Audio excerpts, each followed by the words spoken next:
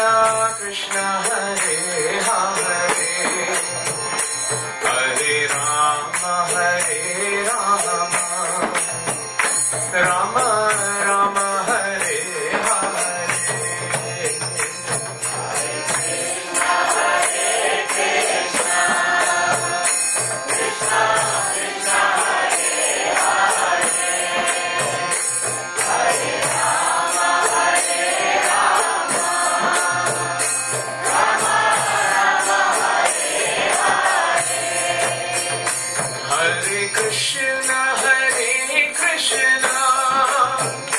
Krishna Krishna Hare Hare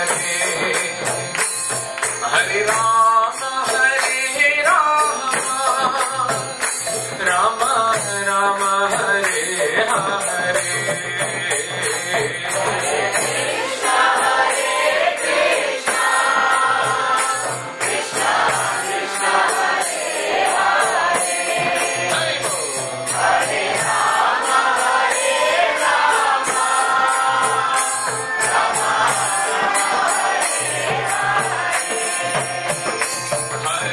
Hare Krishna Krishna Krishna Hare Hare Hare Rama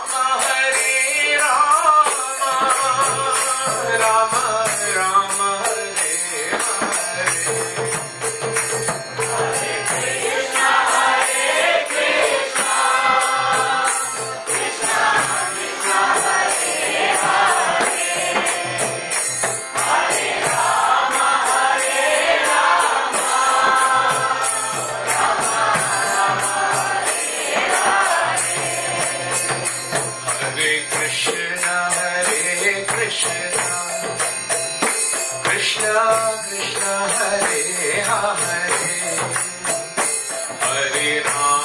Hare Rama Rama Rama Hare Hare Krishna Krishna Krishna Krishna Hare Hare Hare Rama Rama Rama Hare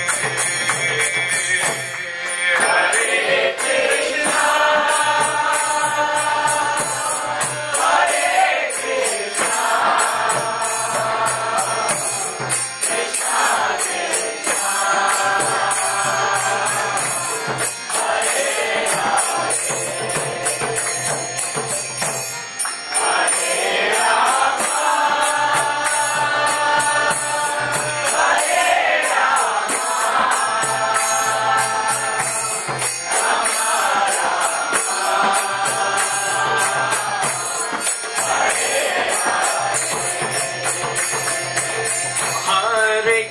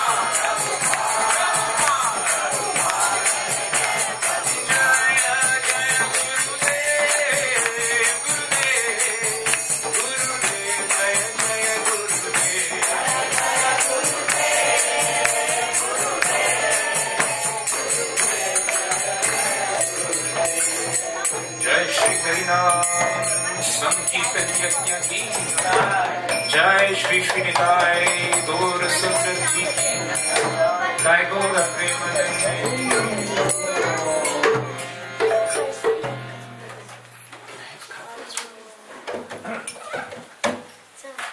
So Hare Krishna to all devotees. Hare Krishna. Hare Krishna. Are we all fasting? Hare Krishna. Hare Krishna. Jai Srila Prabhupada ki Jai. So we want to thank Jayanths Prabhu and Mataji for giving us this opportunity to all come together and to try and remember the glorious pastime of Lord Vamandev. It's a pastime that spans 4 to 5 chapters. Naturally, time is always of the essence.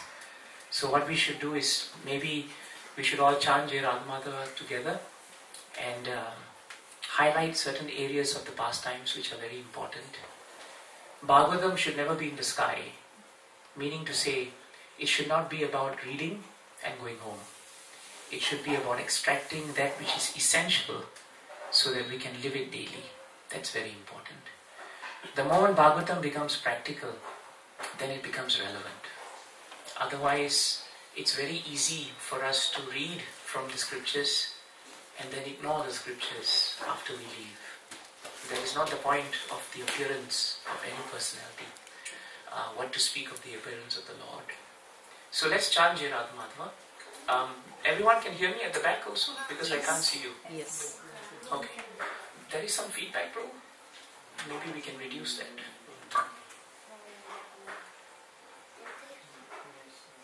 Hare Krishna. Hare Krishna. I think this is better. This is fine.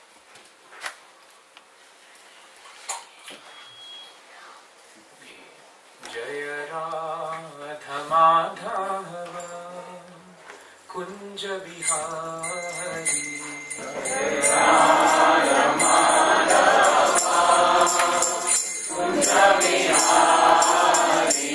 Jaya Radha Madhava Kunja Vihari. Jaya Radha Madhava Kunja Vihari. Jaya Gopi Jana Vallabha Jaya Girivaradhari. Jaya Girivaradhari.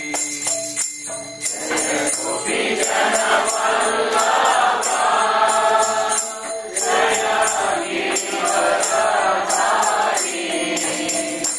Jaya Girivaradhari.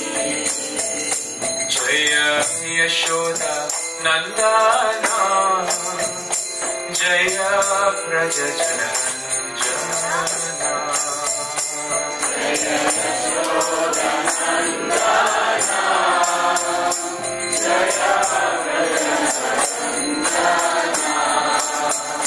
Jaya Yashoda Nandana Jaya Praja Jananjana. Jaya Yashoda Nandana Jaya Praja Jananjana. Jaya Yashoda Nandana Jaya Praja Jananjana.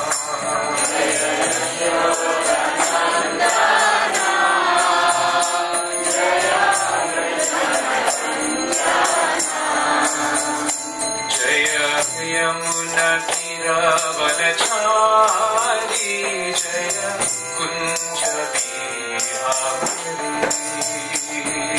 Jaya Yamuna Tiravanachari Jaya Kunja Vihari. Jaya Yamuna Tiravanachari Jaya Kunja Vihari. Jaya Yamuna Tiravanachari Jaya Kunja Vihari. Jaya Yamuna Tiravanachari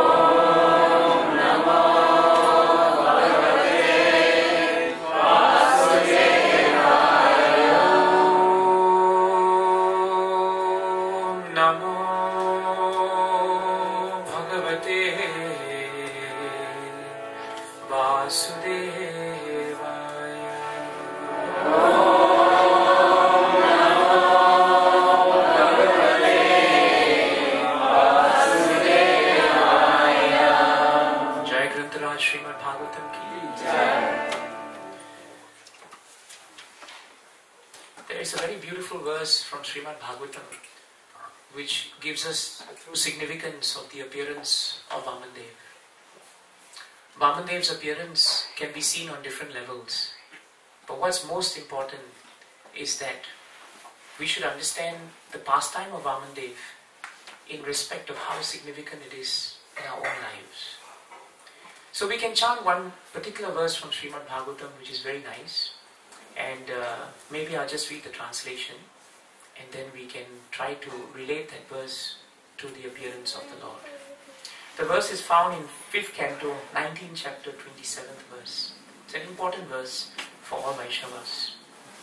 Satyam disati artitam artito nrinam naivarthado yat punar artitayataha swayam vidate vajatam anichitam ichchapidanam nijapada pallavam satyam disati artitam artito nrinam naivartado yat punar artitayataha swayam vidate vajatam anichitam ichchapidanam nijapada pallavam satyam dishati artitam artito nrinam naivartado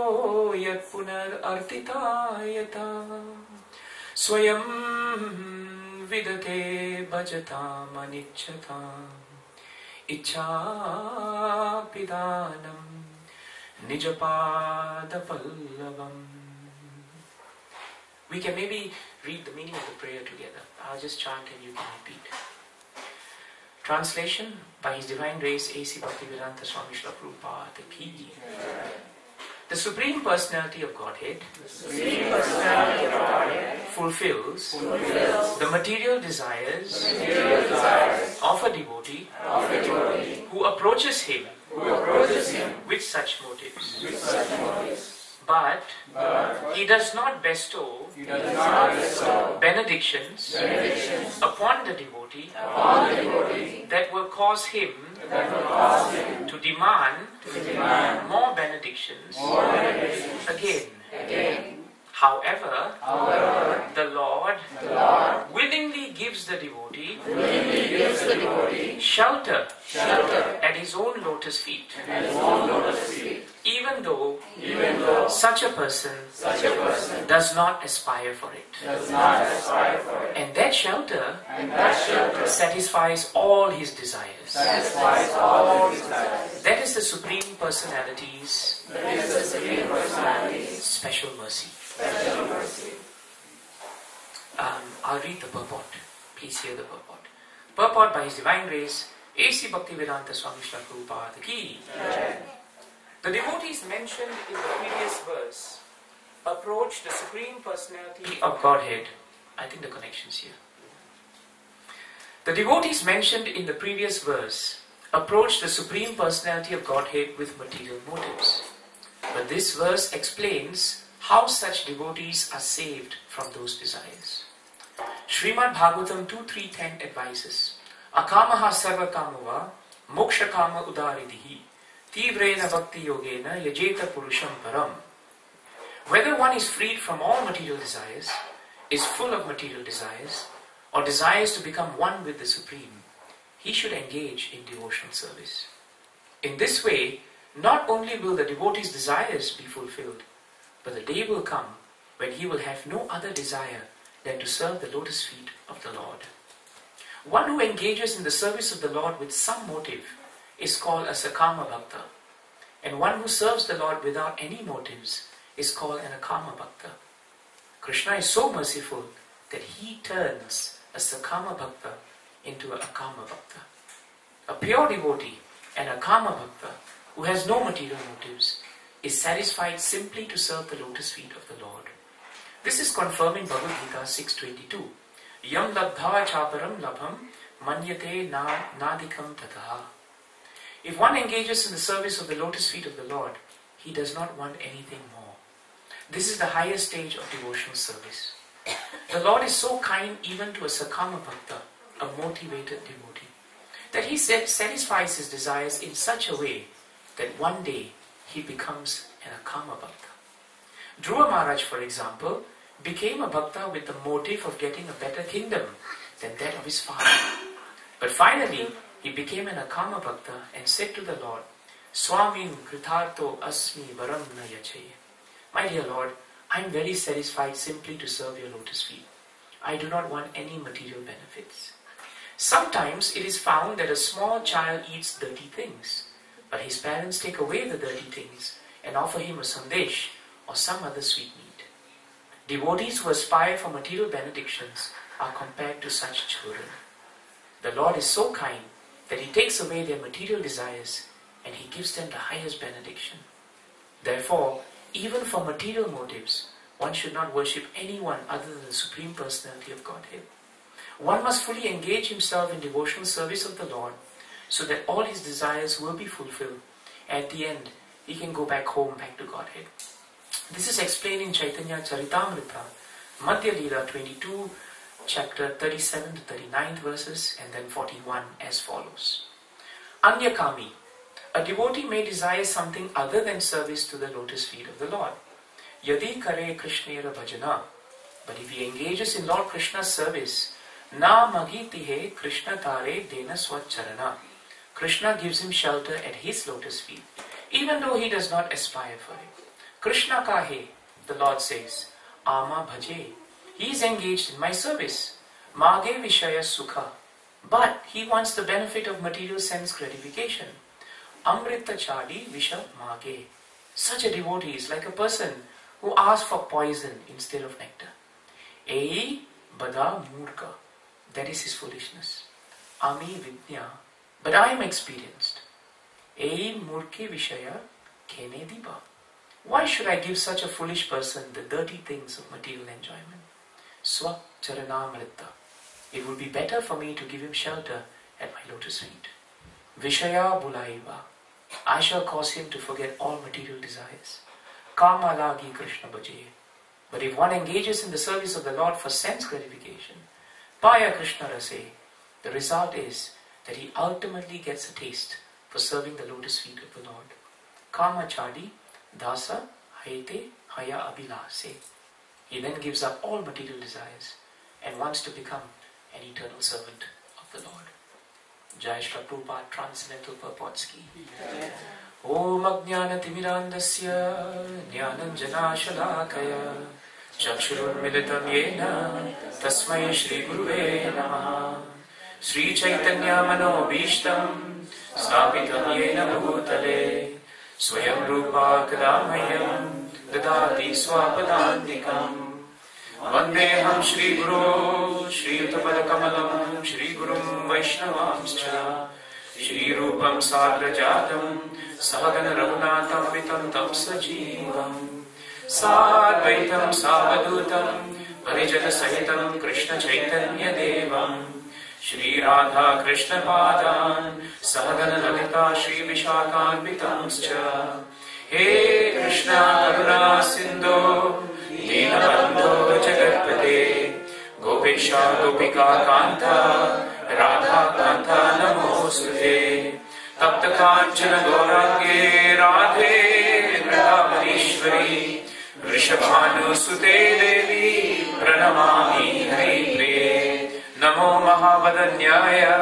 Krishna Prema Pradayate Krishnaya Krishna Chaitanya Namni Gaure Tushe Namaha Vancha Kalpatarubhyascha Kripa Sindhubhya Evacha Patitanam Pavanebhyo Vaishnavebhyo Namo Namaha Jaya Sri Krishna Chaitanya Prabhu Nityananda Shri Advaita Gadadhara Srivasadi Gaura Bhakta Vrinda Hare Krishna Krishna Krishna Hare Hare Hare Rama Rama Rama Hare Hare.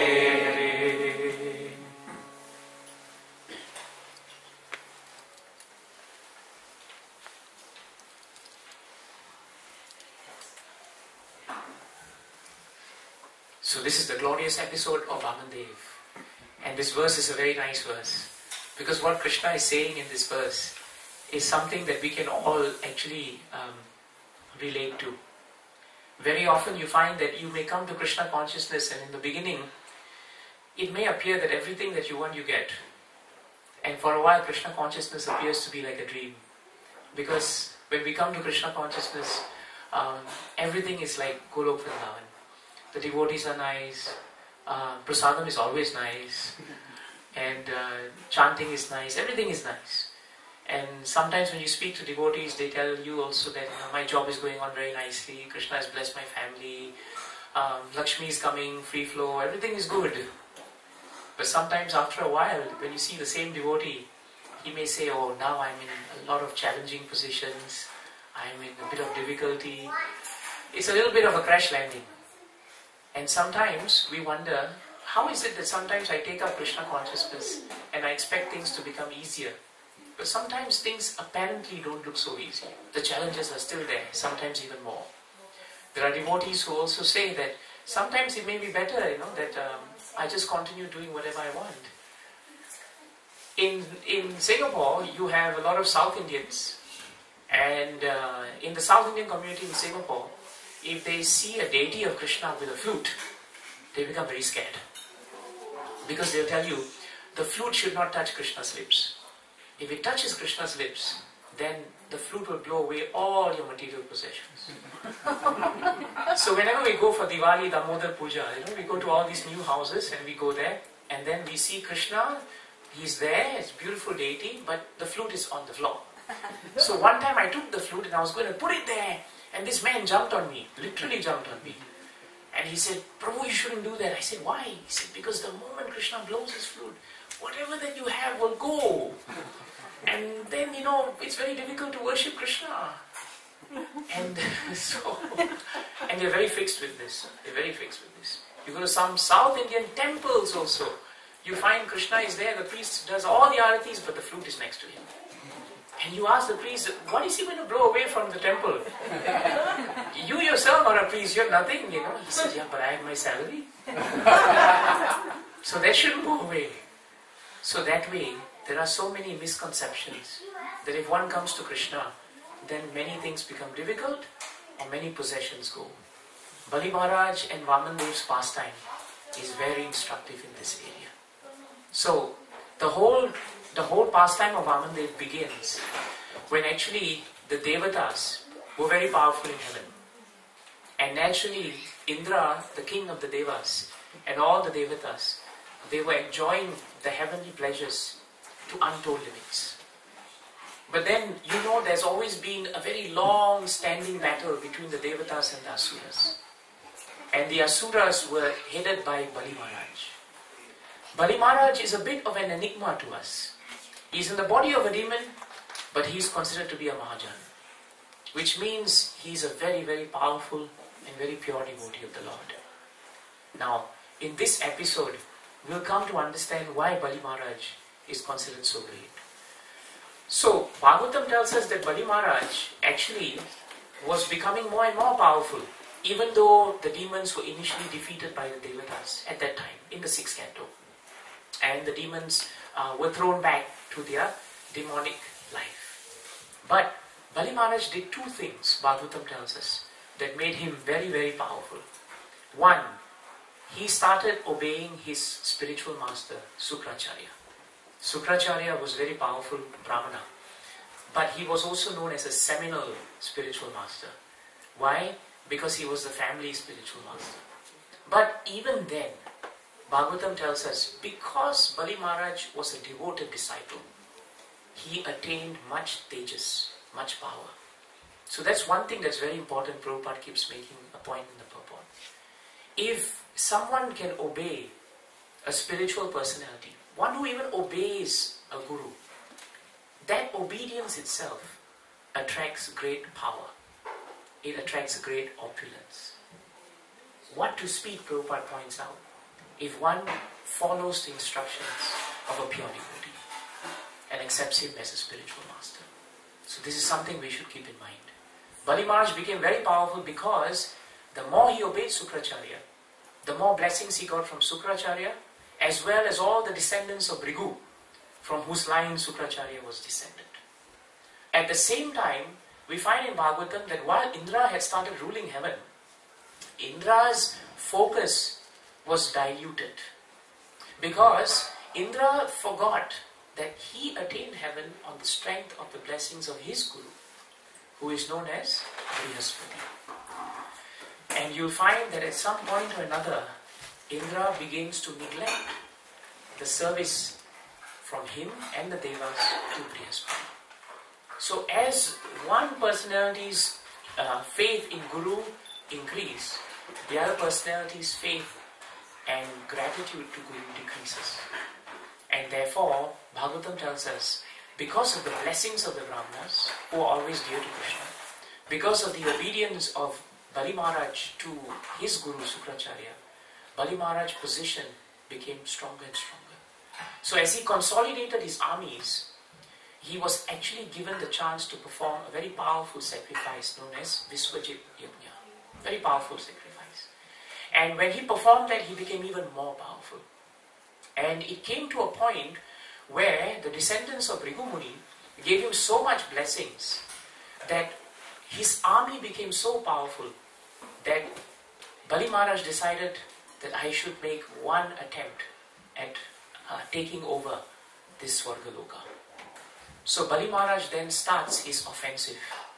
And during that time, Bhagavatam tells us, his opulence increases and he is now given an opportunity to perform the Ashwamedha sacrifice, which is an upgrade in terms of sacrifice. The only personality known to us in Bhagavatam who has performed 100 Ashwamedha sacrifices is Indra. And Indra, even in the 4th canto, took so much pains to make sure that Prithu Maharaj would stop at 99 and he would not hit the century, so to speak. Right? So what happens is, even if Prithu Maharaj could not hit 100, Indra was very jealously guarding that figure. But Bali Maharaj, he was rising up in ranks. And it came to a point where he performed so many Ashwamedha sacrifices. And combined with the blessings of Guru, blessings of Brahmana, when he launched that attack on Swargaloka, it became too much for the demigods to bear. At that point of time, Indra runs to his spiritual master Brihaspati and he tells him that now they are attacking this heaven and we have to counter. Brihaspati tells him something very interesting. His advice to him is that Providence was favoring you up to now. But now Providence has lost favor with you. This is an important point for us also. And the same thing Bali Maharaj will say by the end of this pastime too. There are times when Krishna in the form of time representation favors us. At that time, do you find that everything is going on well in your life? You will. Then there are times that you find no matter what you do, nothing is working out. At that point you become frustrated. A devotee understands that when things in this material world does not work out for him, he sees the hand of Krishna.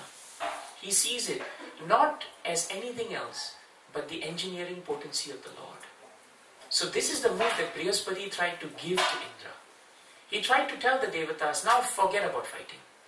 Even if you try to fight, you will not win. Now it's Bali Maharaj's turn to ascend and your turn to go down. So Indra meekly with all the wounded soldiers and Devatas, they exited from heaven and they left. And Bali Maharaj with all his splendor and power, he ascended to heaven and he became Lord of the three known worlds, at least in this material universe. So that is the greatness of Bali Maharaj at the start of this entire episode. And then at that point, when all the Devatas left, their mother Aditi began to feel very pained. You know, when you're a mother and you see your son or your daughters doing well, you become proud of them. But at the same time, when you see that they are not doing well because someone else has come up, you start feeling very sad. So Aditi felt that rightfully her sons should be the rightful heirs to the throne. They are Devatas, they are devotees of the Lord. Why is this demon man sitting in Swargaloka? How can this be? So she is mourning and she is lamenting in her hermitage. And years pass. Kashyap is her husband. Kashyap is also Prajapati. For 3 years we read from Bhagavatam, Kashyap was not in the hermitage because he was deep in meditation. When he comes out of meditation, Bhagavatam tells us that he walks to the hermitage and finds that there is no luster, there is no tejas, there is no happiness. He goes to see his wife and Aditi is very morose. And he's saying, why Aditi are you so morose? And Aditi says, it's because the Devatas now have been reduced and they are no longer the inheritors of heaven. Bali Maharaj of all people, a demon, is now ruling the heavens. The world has become upside down, my Lord.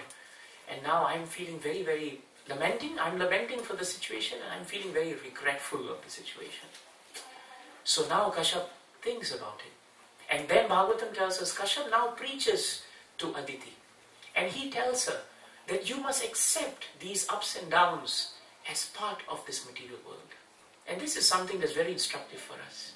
In devotional service, we often mistake that there is a connection between our devotional service and our material prosperity, so to speak. It is the first mistake we make in devotional service. We always think that when we take up chanting, Krishna must reward us materially. But we don't realize that that expectation of material benefit from devotional service is the first step in the path of frustration in our devotional service. The moment we mix these two up, we forget that actually this is not the reason why we have come to devotional service, even though it was a reason that attracted us initially to devotional service. So, Kashyap is giving her nice Bhagavatam knowledge. But after preaching so long to her, he realizes that she is still lamenting. And that's also true. So many years we are devotees. When the difficulties come, sometimes somebody preaches to us, we take it to heart and we grow. Sometimes people preach to us, but if our heart is not open to it, then even if that person stands upside down on his head for the next 30,000 years preaching to you the essence of Bhagavatam, you will still lament. That also happens. So then Kashyap decided, instead of me preaching, better I just tell her to engage in the devotional service of the Supreme Lord. And this is a good message for preachers. Sometimes as preachers, we put so much endeavor into presenting Krishna consciousness to others, thinking that we can change their lives. But that is mistaken notion. Because on our own we are nothing.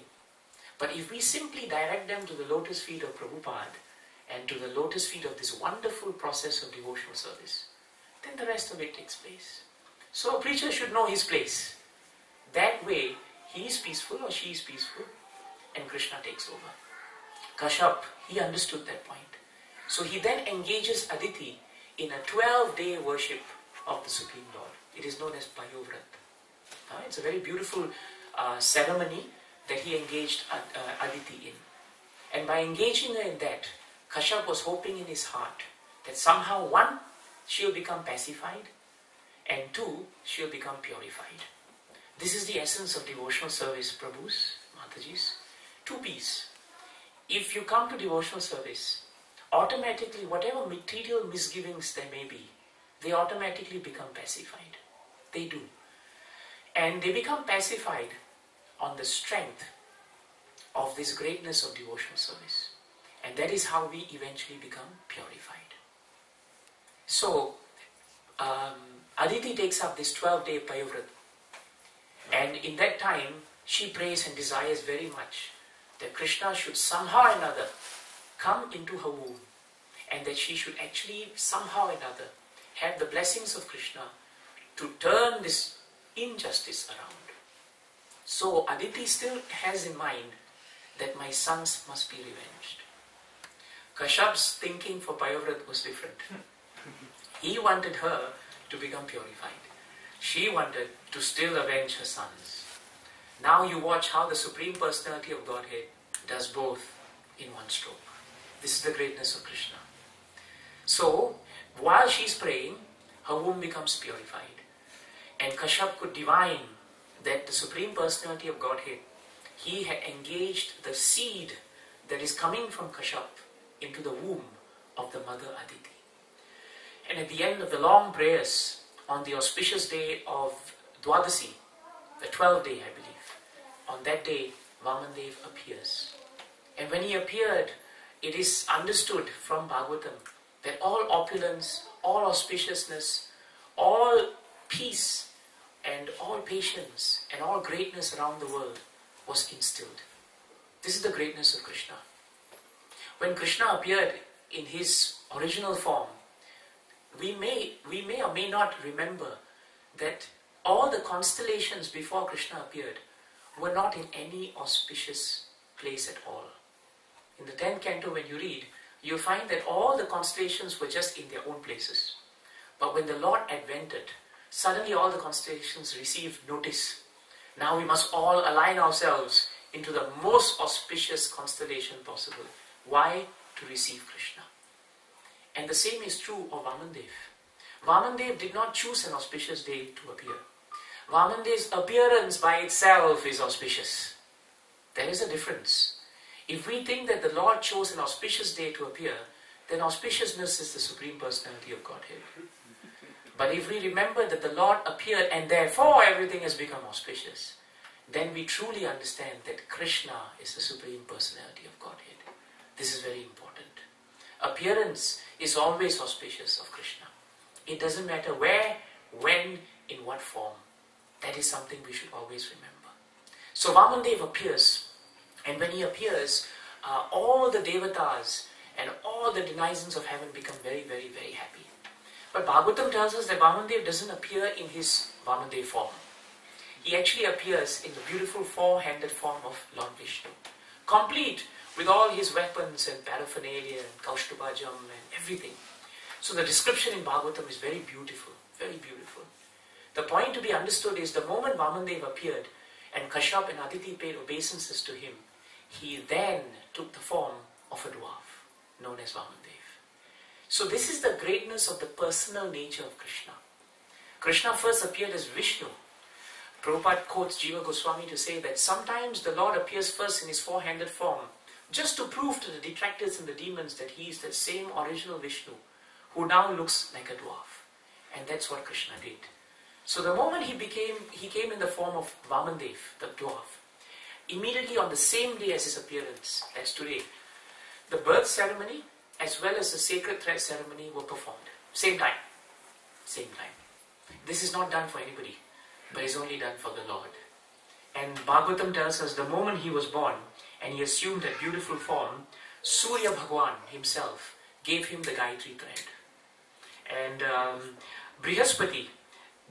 Surya Bhagavan gave him the Gayatri mantra. Brihaspati gave him the sacred thread. And then Kashyap, his father so to speak, gave him the important straw mat for him to be seated on. And then Bhumi Devi, I remember, gave him a deer skin. His own mother gave him his loincloth, his kaupin that he would wear as a Brahmana. And the first person that he went to traditionally to seek alms from was none other than Bhavani Devi, who is the superintendent of the material world. So you can see what kind of personalities were lining up just to receive the Lord. And we are so lucky and so fortunate that we are seated here remembering his appearance today. And Bhagavatam tells us any time where we remember the appearance of the Lord, all the Devatas, in the same way they appeared millions of years ago to welcome Vamandev, are present within the four walls of this residence. They're all here.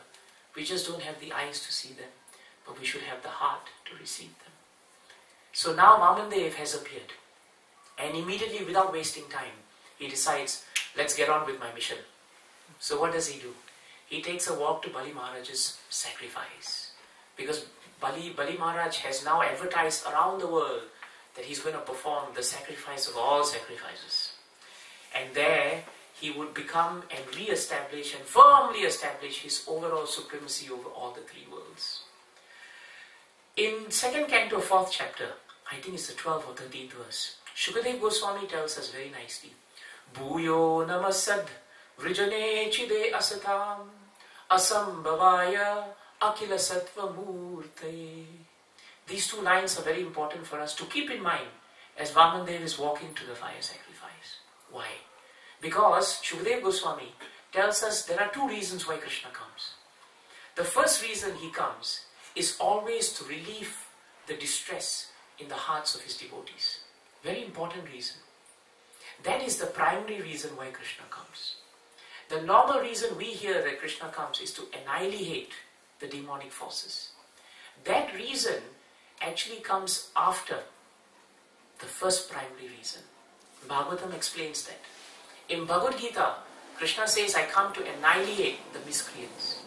In Bhagavatam, which is deeper understanding of Krishna, Shukadev Goswami says that the Lord comes to check the atheistic advancement and temperament of the demonic forces. Very nice way Prabhupada translates the verse.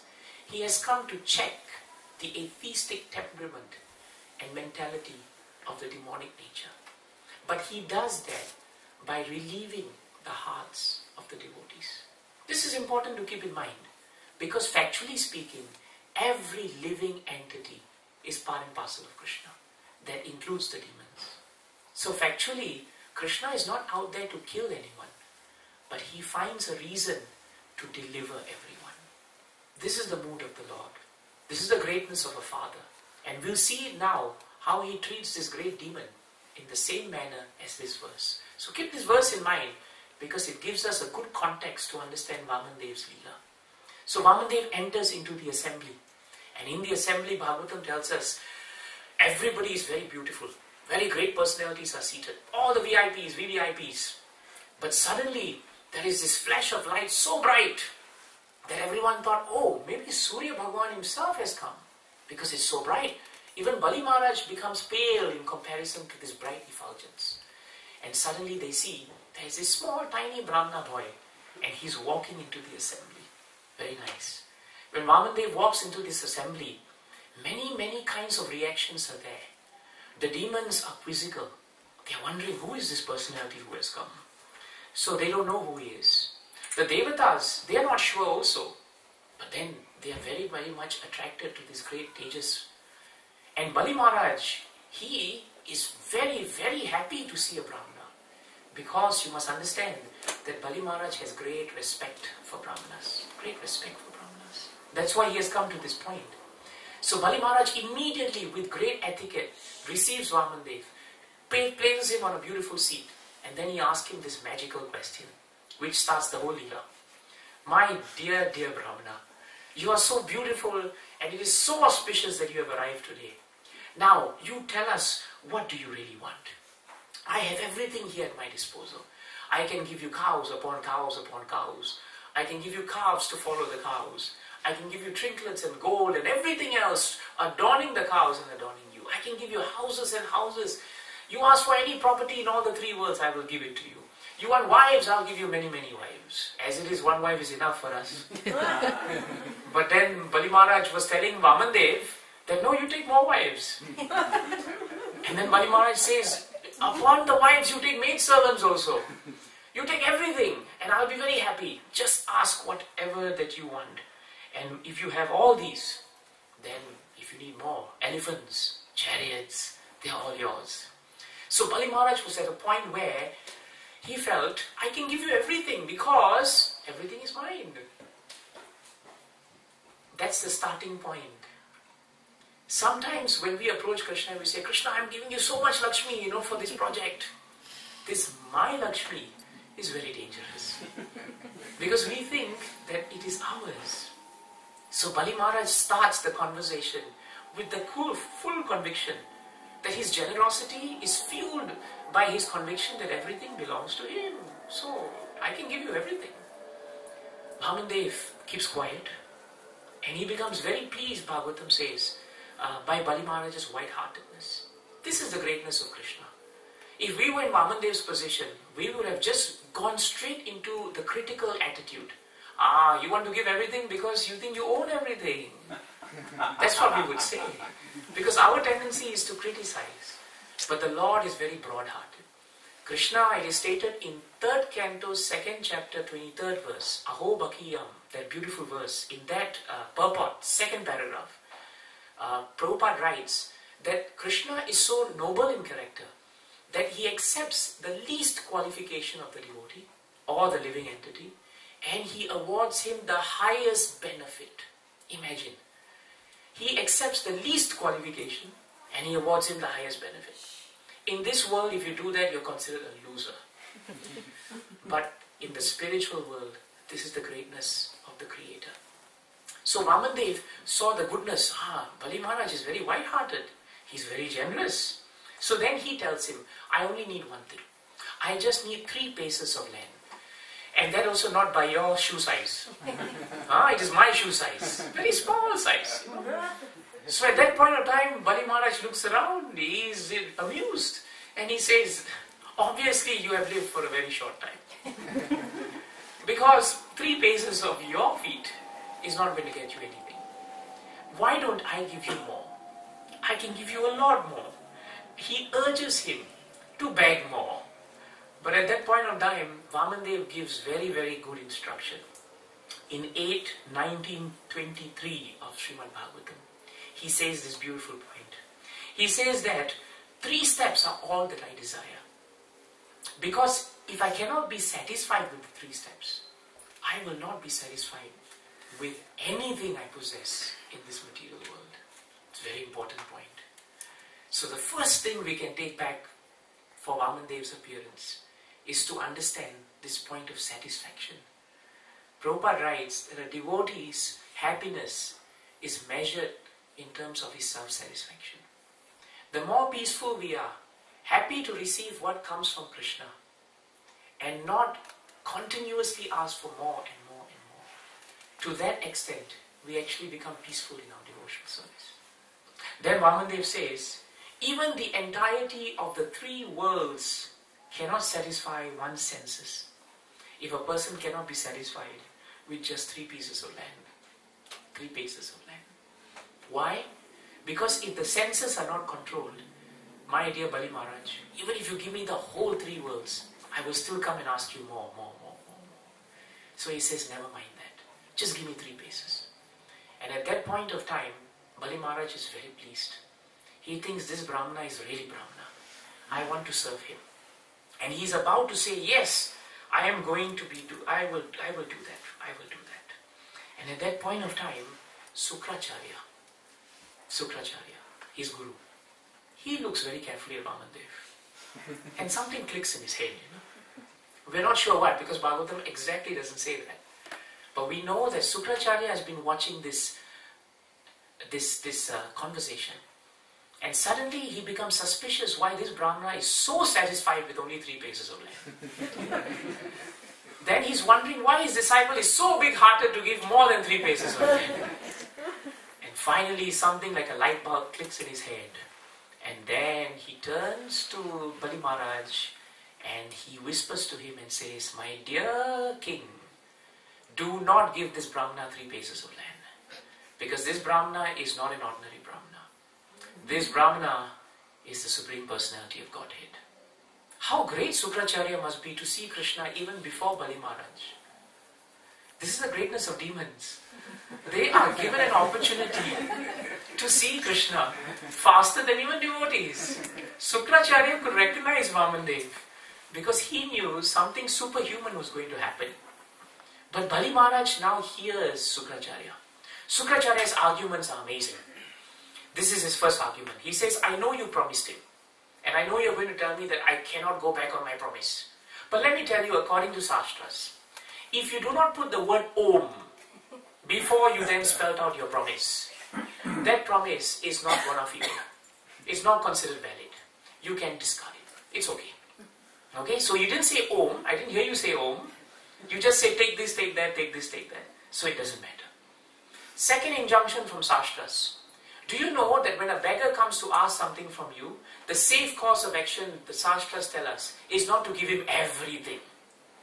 Because by giving him everything, you're not benefiting him. He will just come back for more, by which time you will have nothing. So my dear Bali Maharaj, you should not give him everything.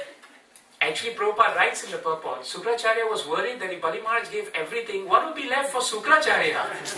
There will be nothing left for him. This is how, my Guru Maharaj always said, that sometimes we say, I have a headache, but actually we have a stomach ache. We say, oh, my head is very pain, but the real reason is stomach is hungry. Or sometimes we turn, supposing I'm hungry, and I'm with Balram Prabhu. So what I do is, I say, Balram Prabhu, you must be hungry, yeah? By saying that, I'm hoping Balram Prabhu will say, yes, I'm very hungry, and then my hunger will also be satisfied. That's my parent problem. Aye, Prabhu. So this is how Sukracharya advanced his powerful arguments. And the last argument he advanced is very nice. It's in the last verse in that chapter. And Prabhupada significantly has not given any purport to that verse. Because he says that falsity, that means now he says, finally, if all things fail, remember, if you now lie, or if you take back your word, it's considered false. But falsity, the Shastras say, is never condemned in a few situations. The first situation is, you are joking.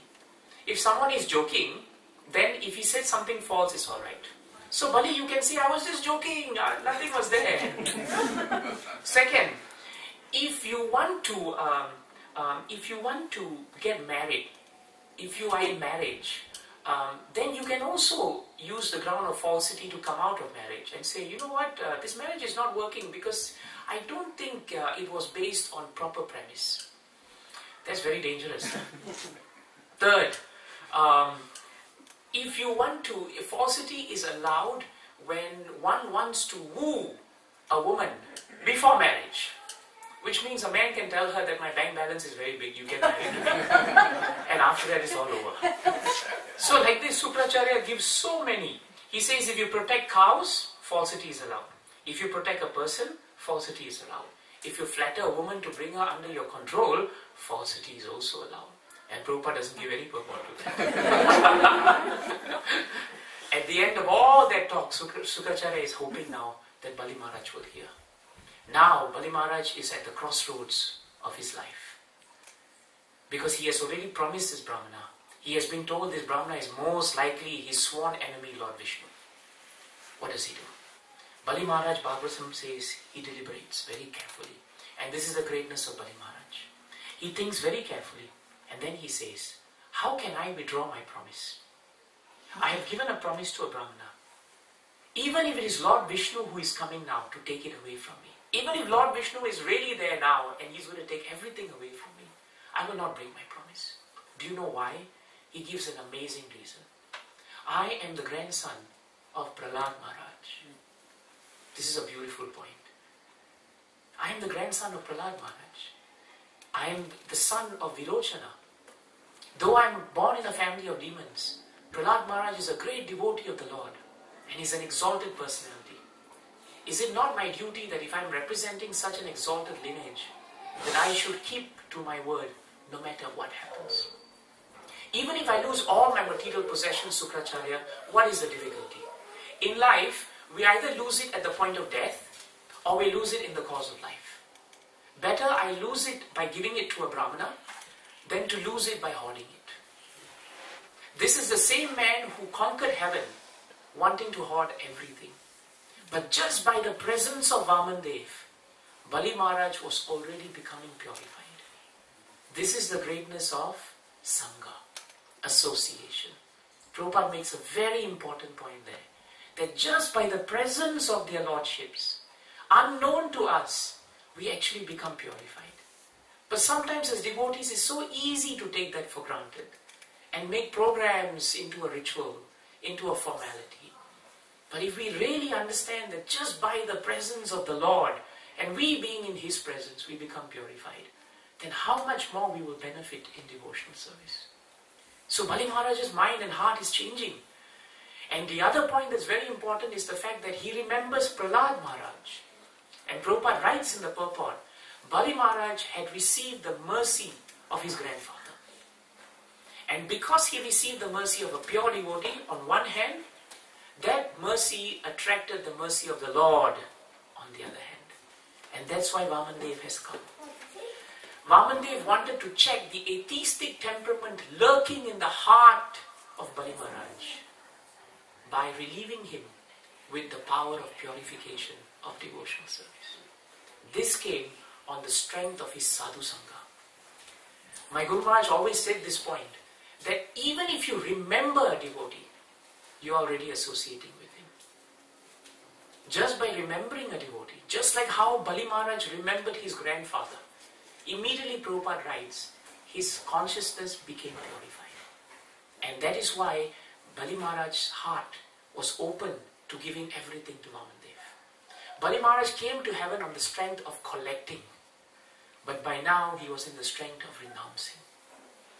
So at that point, Bali Maharaj now tells Sukracharya, it doesn't matter. The worst thing I can possibly do is the infamy of not keeping to my promise. The reputation of who I am is not because I am Bali, but the reputation of who I am representing Prahlad Maharaj and a dynasty of great pious kings should never change on account of all your arguments. Therefore, I reject this. Even if Vishnu were to take everything away from me, I am going to proceed. Sukracharya becomes angry. And at that point of time, Sukracharya, if you read the translation, it goes this way. Sukracharya, inspired by the Lord, Sukracharya, comma, inspired by the Lord, comma, then proceeded to curse. He proceeds to curse Bali Maharaj. And he says now, because you have disobeyed Guru, I now curse that you will be bereft of all your opulences. Anyway, the curse is not effective. Why? For two reasons. One, whether he cursed or not, Bali was ready to give away everything. It didn't make a difference to him. Two, Prabhupada writes in the purport that a genuine Guru is one who brings you to Krishna, not brings you away from Krishna. A genuine Guru is one who inspires in the heart of his disciple remembrance of the Lord, service to the Lord, not the opposite.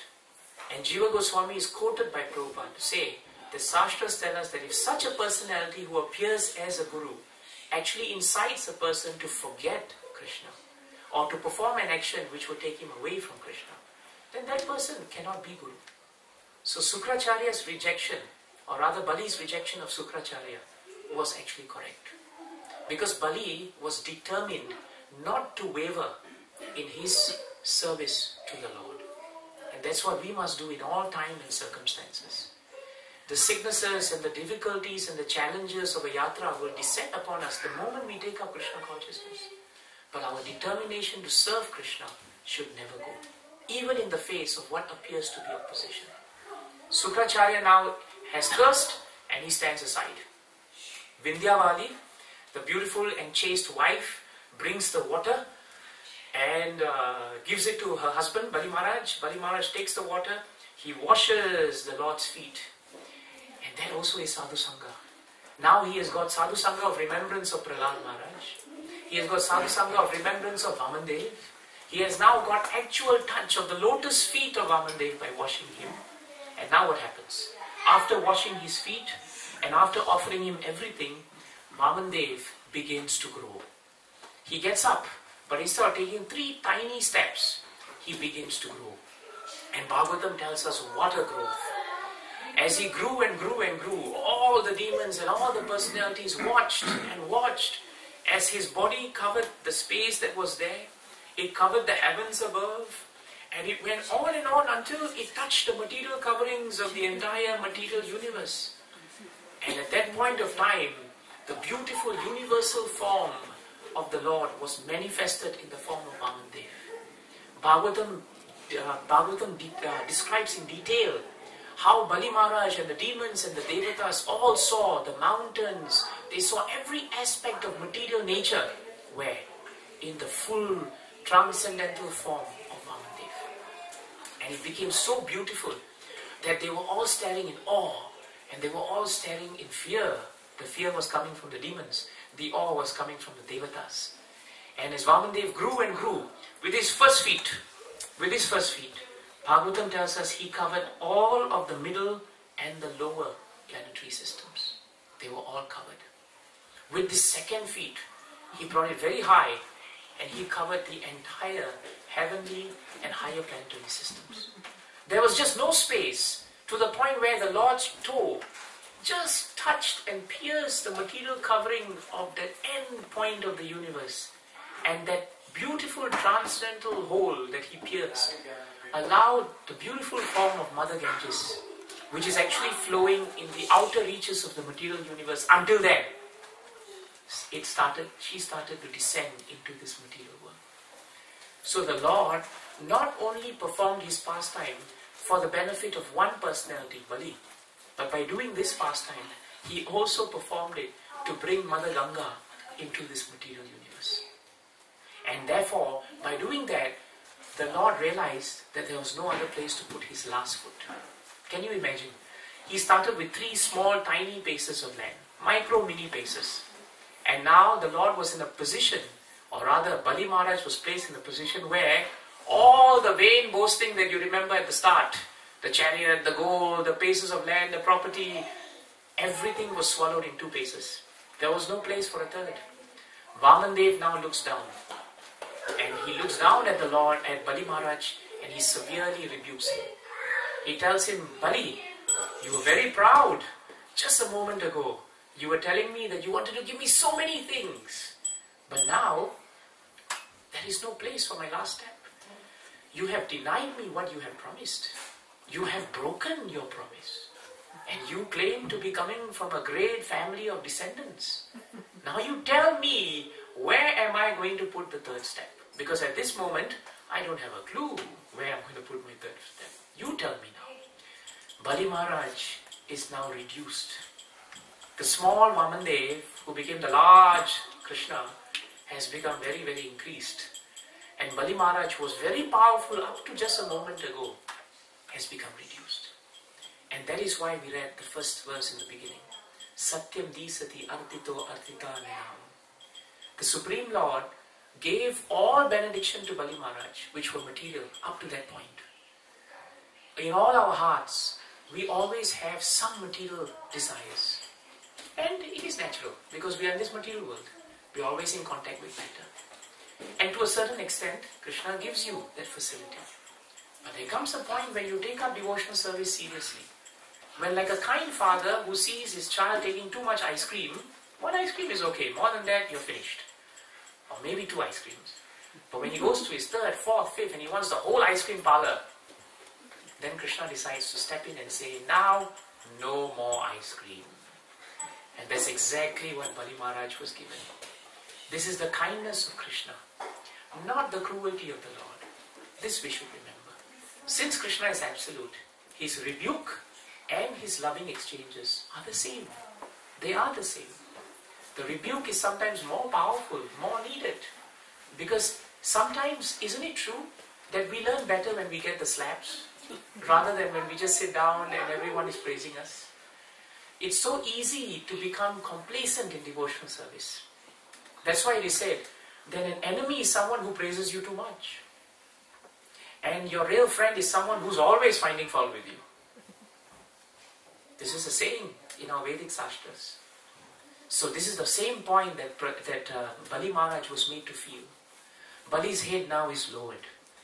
Bali has come down to the ground. All his thinking that I am the master of the three worlds has been smashed by the Lord. But what's important now is, Bali Maharaj does not become depressed. He does not become morose.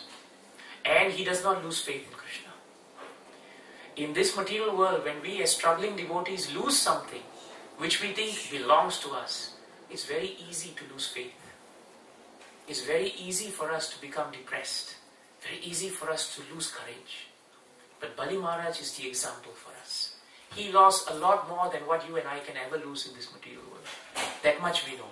Nobody will disagree with me there. How much bank balance we put together in this whole house, even if we include everybody's, will never come to a fraction of what Bali Maharaj had. Never. But if I walk away with the mic system today, you will all lament. This is the nature of the living entity. So now, what does Bali do?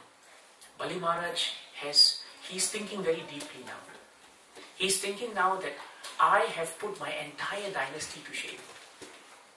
Because I thought that I was in possession of everything. But actually, frankly speaking, I have nothing. Now he is rebuked. He has lost his luster. All the demons have lost faith in him. He is reduced to nothing. The Devatas whom he so proudly claimed victory over, they are now ready to enter into heaven. Bali Maharaj is at a position where he has nothing. And at this point of time, Bali Maharaj stands up and he is now arrested by Garuda. Garuda takes the ropes of Varuna and he arrests Bali Maharaj. Brings him in front, like a common thief, criminal, in front of the Lord.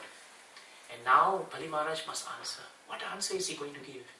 And he gives the best possible answer. He says that since I have already promised you, and now you have shown me that whatever I had and I thought it belonged to me is not mine to give. There is only one thing that's left now, and that is my own body. So let me now put my head before you, and you please step on that head, because this is the only thing that's left that actually belongs to me. And at that point of time, Vamandev raises his feet and he is ready to step. Now, the Devatas have all assembled. Brahmaji is there. Prahlad Maharaj, his grandfather, appears. And Prahlad Maharaj first speaks to Krishna, Vamandev. And he then praises Vamandev. And one very important point that he brings up is that you today have shown us how merciful you are by taking everything away from my grandson. And that is the highest mercy of Krishna. That if he finds that a devotee is too much attached to material things and cannot give it up, he will forcibly take it away. But when he takes it away, he gives something in return. And what is he going to give now? He's going to give the lotus feet, the shelter of his lotus feet. In this case, literally, he's going to place his lotus feet on the head of Bali Maharaj. You know, very often we go to the deities and say, Krishna, please bless me on my head. But this is real, right? The full weight of the Lord is going to come on the head of Bali Maharaj. So Prahlad Maharaj says, how much more merciful can someone be? Then he says, my Lord, he has lost everything. He has given everything. Please be kind to him now. Brahmaji is about to speak when suddenly the wife, Vindyavali, she comes forward and she interrupts Brahmaji. She interrupts and Brahmaji stops. And Vindyavali now says something very nice. She says to Vamandev, my dear Lord, I understand now that my husband was at fault. He thinks, even now, he thinks that his body belongs to him. This is an amazing point. Prabhupada writes there that Bali Maharaj was actually thinking that now he could give only something that belongs to him. And what belongs to him is body. But now his chaste wife, who is a great devotee, she is pointing out that a husband still thinks that the body belongs to him. After losing everything, he still thinks the body belongs to him. And now she says, even that body doesn't belong to him. It belongs to you. It is acting on your mercy. So please be merciful to him. Please spare him. And then Brahmaji also petitions. And at that point of time, the Lord becomes very pleased. And he stops. And then he turns to Vamandev. He turns to Bali Maharaj. And he turns to Prahlad Maharaj and all of them. And now he glorifies Bali Maharaj. He then tells the whole assembly that sometimes I give special mercy to a devotee of mine by taking away everything that he has, or that he thinks he has, or that he thinks belongs to him.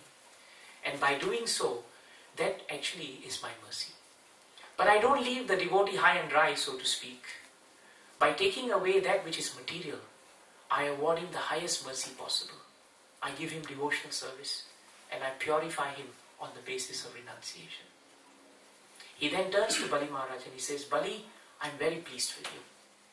You have lost everything, but today you have gained everything.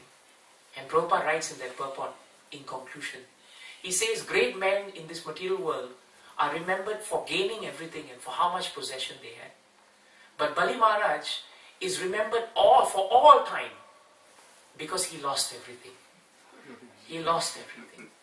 But Prabhupada writes beautifully that while he lost matter, he gained spirit. And that is a very important point for us. That in our material life, while we live in this material world, we should be prepared to always remember that actually, factually speaking, nothing belongs to us. Not even our children. Everything has come to us on the basis of his mercy. If we can understand that, then whatever that is in relationship to Krishna should be used in the service of Krishna.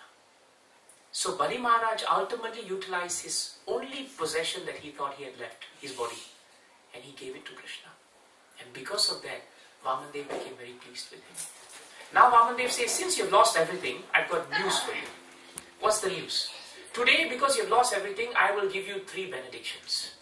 The first benediction is, many, many years later, in the time of the Manu known as Sarvani, at that time, you will attain the post of Indra, and you will rule as the ruler of all the 3 worlds. That's exactly what he was doing. So why go through all that to only give him back the same thing? Krishna doesn't take away anything without purpose.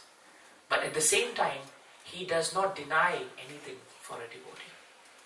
That is why it is stated, Ananyas chintayantu mam, ye janaha paripasate, nityam, desha nitya abhiyuktanam, yogakshemam vahamyam. A devotee who is exclusively devoted to Krishna, 2 things happen to him. 1, Krishna preserves whatever he has. And 2, Krishna will give him what he lacks. So Bali Maharaj did not lack anything at the end of this pastime. Krishna said, you will attain the heavens, and for that period of the Manu, you will become Lord of all the 3 worlds. Before that, you do one thing. Go to the planet known as Sutala. In Sutala, which is even more opulent than heaven, there you will be well guarded and well protected. Go there with your family, spend time with them, be engaged in devotional service, and do not fear. I will personally guard Sutala with my Sudarshan Chakra.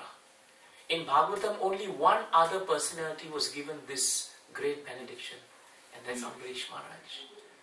2 great devotees given personal protection, but one was an established king, the other is an established demon. Which now comes to the 3rd most important point. Devotional service does not demand any form of material qualification. It does not. It doesn't mean that if you're born in a disqualified birth, you cannot qualify for devotional service. It doesn't mean that if you come in a different shape or size, if you don't have your MScs, your BAs and your MBAs, that you will be disqualified from coming to Krishna.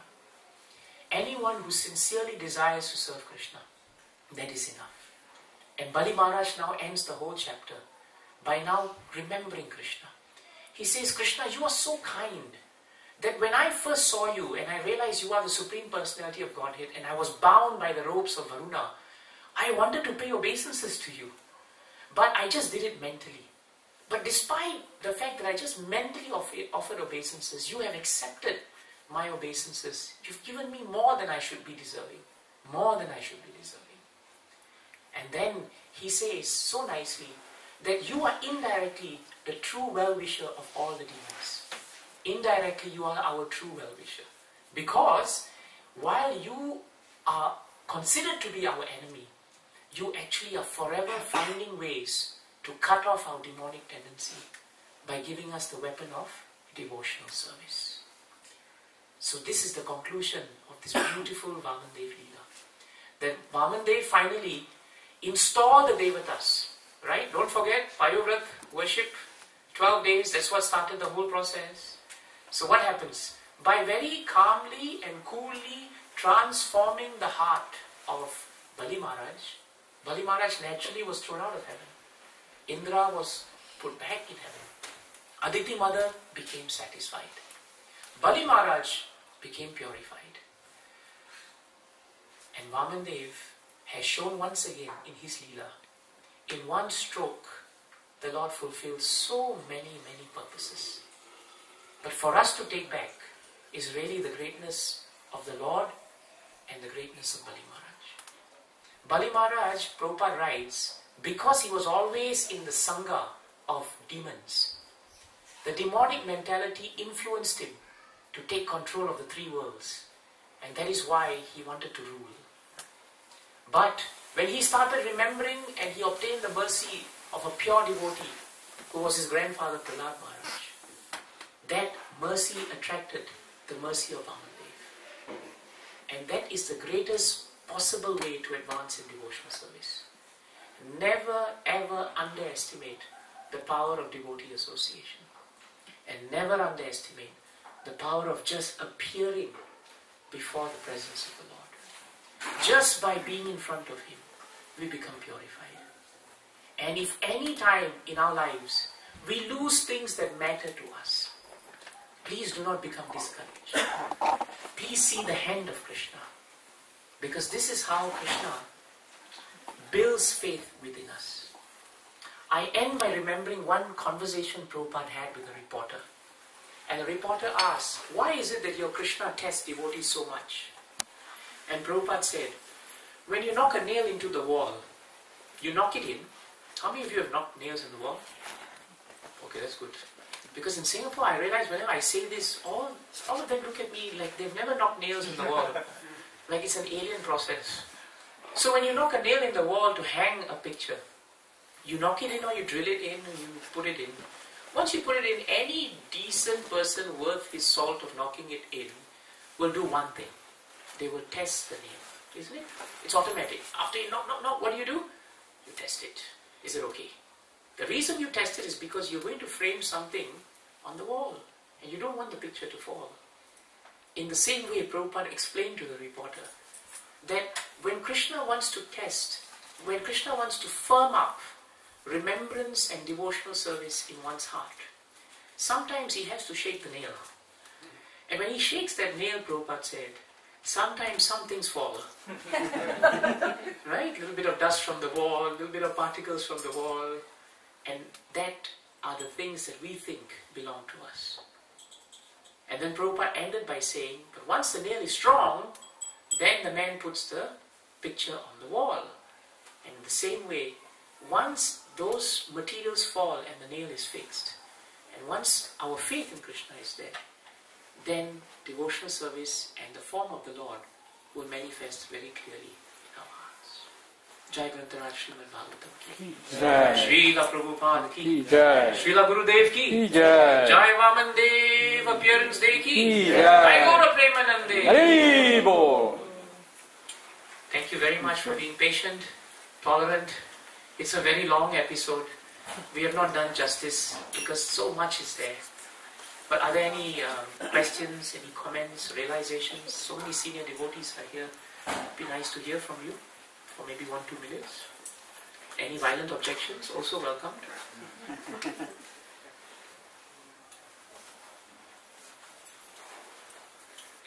It's not a coincidence that I was here 3 years ago on Vamandev Appearance Day also. I just looked at my passport. It read 16 September 2010. So there must be some arrangement of Krishna. This is your second step, so you got one more. Second step, okay. This is the second step. for the third time. Prabhus, Matajis?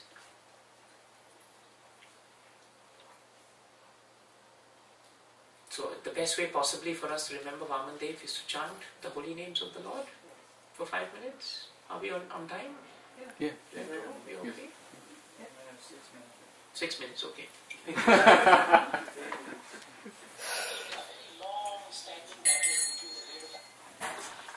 So we encourage everyone, please don't leave Bhagavatam. This Srimad Bhagavatam is the royal road to peace and understanding our true relationship with Krishna.